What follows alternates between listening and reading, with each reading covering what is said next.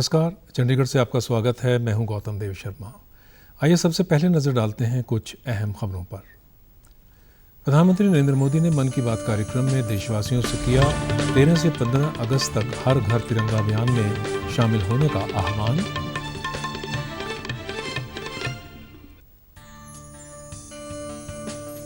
गृह मंत्री अमित शाह ने चंडीगढ़ को दी 6 सौगातें। विद्यार्थियों को कठिन परिश्रम और मन लगाकर पढ़ाई करने को किया प्रेरित।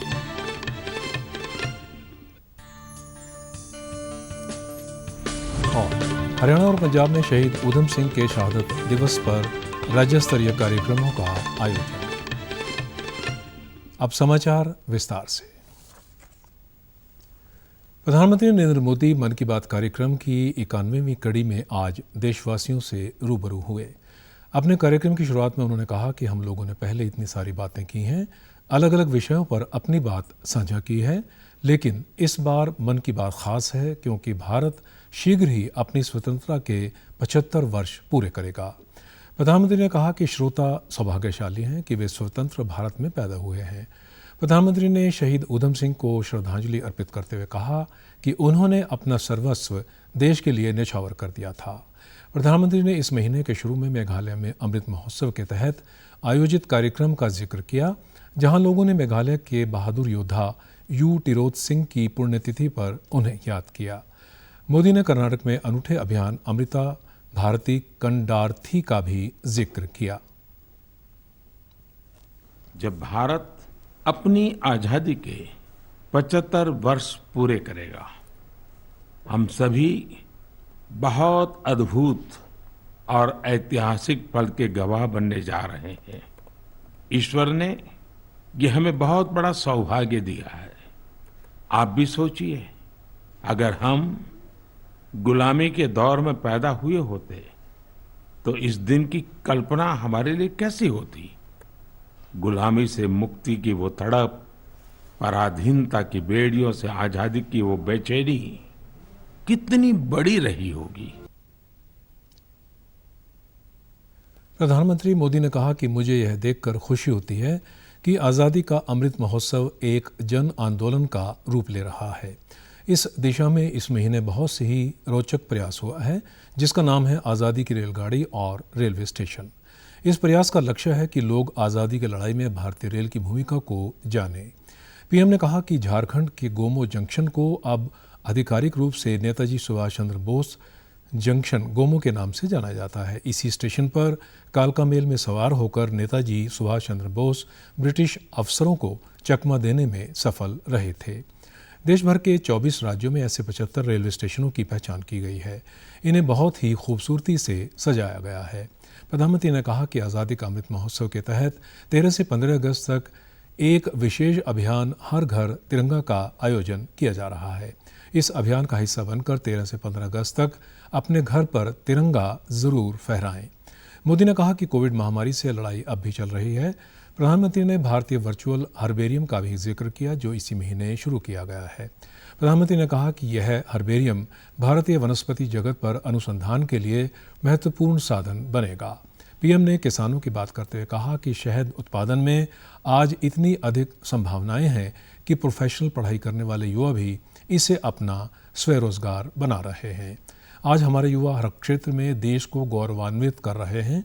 इसी महीने पीवी सिंधु, नीरज चोपड़ा ने पदक जीतकर देश का मान बढ़ाया।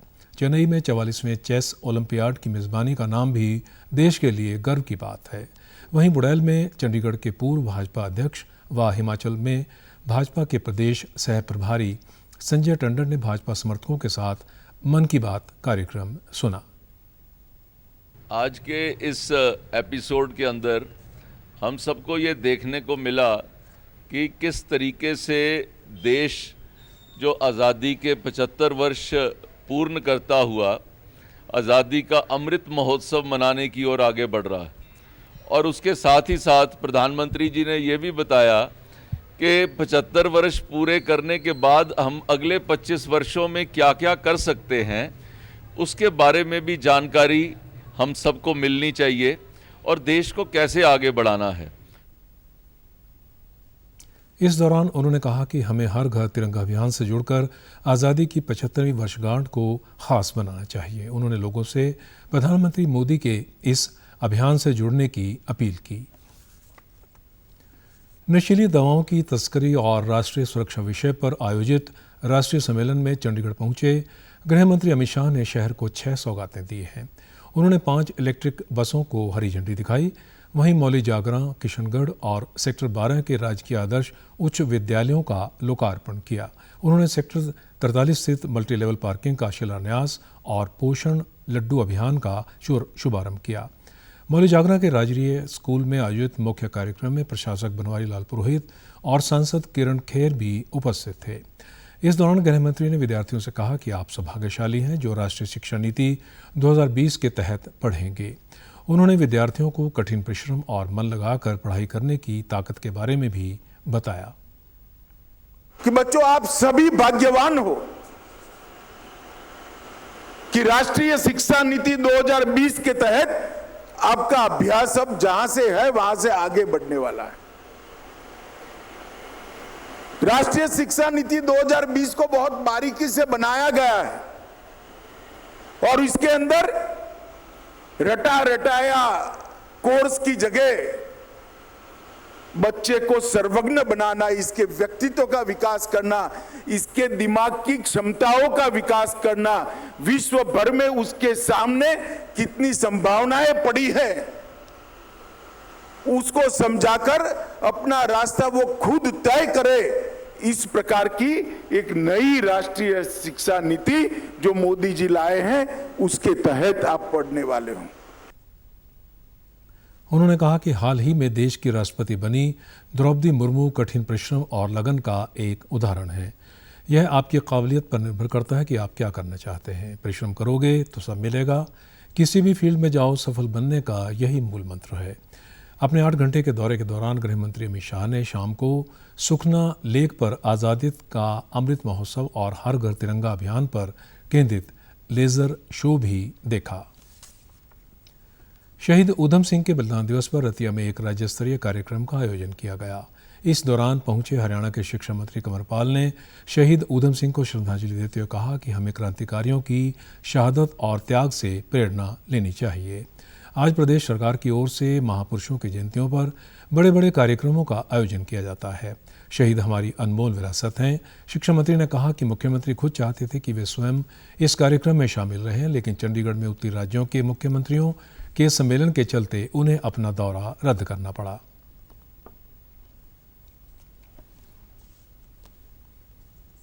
जिन्होंने इस देश के लिए इतना बड़ा बलिदान दिया, शहीद ऊधम सिंह जी के चरणों में नमन करता हूं। भाइयों, सबसे बड़ी हैरानी की बात यह है कि एक बच्चा छोटा सा है तब वो शपथ लेता है कि मैं अपना बदला लूंगा, और बदला कितने दिनों के साथ 20-21 साल के बाद उस शपथ को अपने मन में कायम रखता है। ऐसा महापुरुष जिसने इतने लंबे टाइम तक जो शपथ ली थी उस पे कायम रहा और देश के मान सम्मान के लिए जाके इंग्लैंड में बदला लिया। शिक्षा मंत्री ने कहा कि शहीदों की शहादत और वीरता का आने वाली नस्लों को पता चलना चाहिए, इसलिए अब की बार इतिहास की पुस्तकों में उन्हें भी स्थान दिया गया है जिन्होंने देश के लिए बलिदान दिया, लेकिन उनके बारे में लोग कम ही जानते हैं। वहीं पंजाब में शहीद ऊधम सिंह के पैतृक गांव सुनाव में शहीदी दिवस मनाया गया। इस दौरान कार्यक्रम में मुख्यमंत्री भगवंत मान ने शहीद ऊधम सिंह को श्रद्धांजलि दी और पुष्प अर्पित किए। पंजाब सरकार ने लोगों को राहत देते हुए CLU यानी चेंज ऑफ लैंड यूज जारी करने और कॉलोनियों संबंधी मंजूरी देने के लिए जिला स्तर पर नगर निगम कमिश्नरों और अतिरिक्त डिप्टी कमिश्नरों को जिम्मेदारी दी। स्थानीय निकाय मंत्री डॉक्टर इंद्रवीर सिंह निझर ने बताया कि नगर निगम कमिश्नर और अतिरिक्त डिप्टी कमिश्नर को CLU और कॉलोनी विकसित करने संबंधी लाइसेंस जारी करने के लिए समर्थ अथॉरिटी बनाया है। अब CLU और बिल्डिंग प्लान की मंजूरी के मामले जिला स्तर पर ही निपटाए जाएंगे।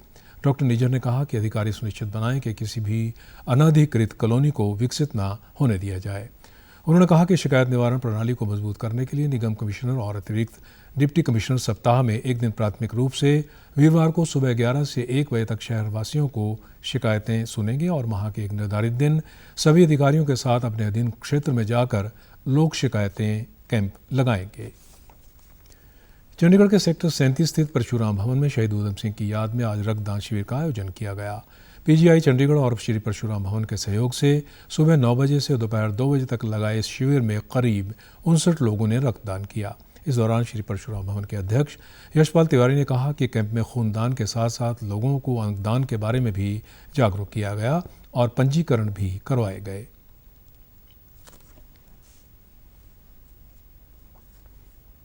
ये मिशन दी अवेकनिंग के अंतर्गत ये ब्लड डोनेशन कैंप लगाते हैं और इस बार बॉडी डोनेशन का भी इसमें रखा गया है। लोगों ने काफ़ी बॉडी डोनेट की आज और लगभग अभी जो टाइम हुआ है इसमें लगभग 50-55 के करीब ब्लड डोनेशन हो चुकी हैं। हमारा टारगेट है कि कम से कम 150 के करीब। उन्होंने बताया कि संस्थान की ओर से लगाए गए इस 21वें रक्तदान शिविर में बारिश के बावजूद रक्तदानियों ने खूनदान को लेकर काफ़ी उत्साह देखा गया। सावन के महीने में तीज का त्यौहार हर वर्ष उत्तर भारत में हर्षोल्लास से मनाया जाता है। चंडीगढ़ के सेक्टर 19 के कम्युनिटी हॉल में एक NGO last bencher ever young club की ओर से एक समागम करवाया गया। इस दौरान चंडीगढ़ की मेयर सरबजीत कौर ने बतौर मुख्य मेहमान हिस्सा लिया। उन्होंने उपस्थित युवतियों, महिलाओं और बुजुर्गों को तीज की बधाई देते हुए कहा कि यह त्यौहार हमें अपनी संस्कृति से जोड़ते हैं। शुक्ल पक्ष की तृतीया को हरियाली तीज मनाई जाती है। इस दौरान महिलाओं ने गिद्दा, डांस, डांडिया के अलावा गीत गाकर कार्यक्रम में 4 चांद लगाए। अब खबरें फटाफट। श्रम और रोजगार मंत्री भूपेंद्र यादव ने नई दिल्ली में डिजिटल जीवन प्रमाण पत्र के लिए चेहरा पहचान प्रणाली की शुरुआत की। पेंशन और कर्मचारी जमा लिंक्ड बीमा योजना EDLI कैलकुलेटर भी किया जारी। राष्ट्रव्यापी कोविड टीकाकरण अभियान के तहत अब तक देश में लगाए जा चुके हैं 2,4 करोड़ 25 लाख से अधिक टीके। देश में पिछले 24 घंटे में 19,000 से अधिक नए मामलों की हुई पुष्टि। चंडीगढ़ में हुई रिमझिम बारिश ने लोगों को गर्मी और उमस से दिलाई राहत। तापमान में 5 डिग्री तक की गिरावट से मौसम हुआ खुशनुमा। कोरोना वायरस का खतरा अभी टला नहीं है, इसलिए सभी से निवेदन है कि बाहर जाने के समय मास्क जरूर पहनें, सामाजिक दूरी बनाए रखें, बार बार अपने हाथ साबुन से धोएं और सैनिटाइजर का इस्तेमाल करें। और आप हमारे समाचार YouTube channel DD news Chandigarh, Facebook DD news Chandigarh और Twitter handle DD news CSD पर भी देख सकते हैं। इसी के साथ चंडीगढ़ से समाचारों का सिलसिला समाप्त होता है। अब मैं स्टूडियो से बाहर जा रहा हूं तो अपना मास्क पहन रहा हूं। आप भी जब अपने घर से बाहर जाएं तो मास्क ज़रूर पहनें।